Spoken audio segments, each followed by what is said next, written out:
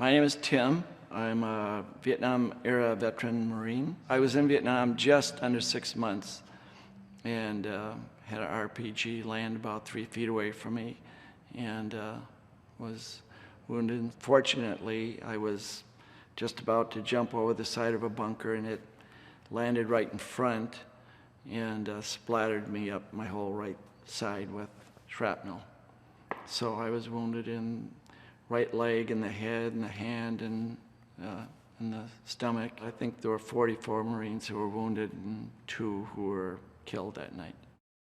I ended up in a Navy hospital. Everybody was pretty happy, even though we were pretty wrecked. And then the evening news came on.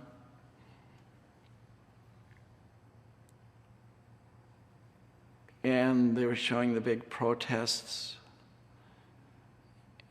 And the room just went completely silent.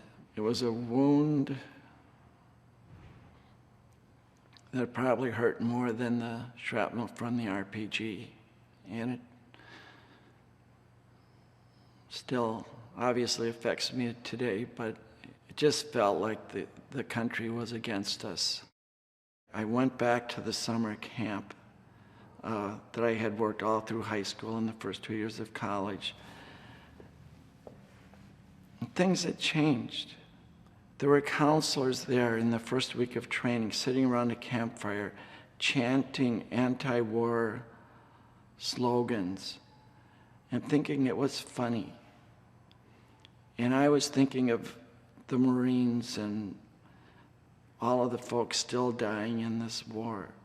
It was a tough summer. And then I got married, went back to college, and I sat once in a political science class where Vietnam came up and the students were just ripping on us. People were saying, like, I could never kill anybody. How can they do that? And events like that would keep coming up. The words Vietnam, I would have this shooting hot pain in the back of my neck.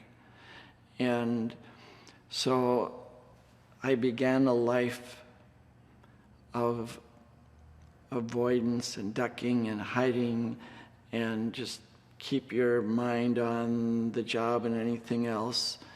And every once in a while,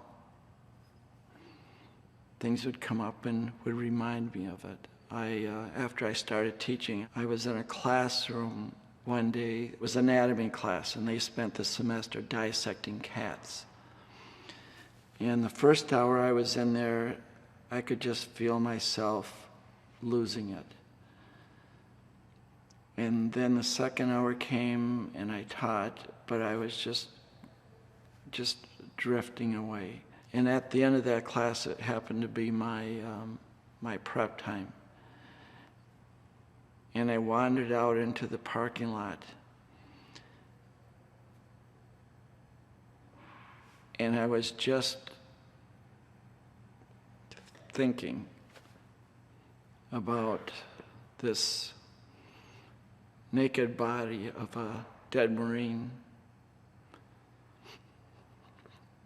being lifted up into this helicopter, and the smell of we had killed an NBA soldier and I was on that position the next day and sat there in the heat smelling this decaying soldier and thinking that could be Tangi, who was so good to me. And one of the assistant principals happened to be a Marine and came out, and all I could say was Vietnam, and he took me home. The staff was good. They didn't put me back in that room again. The nights, I would just get these panic attacks and would just pray for it to get light again.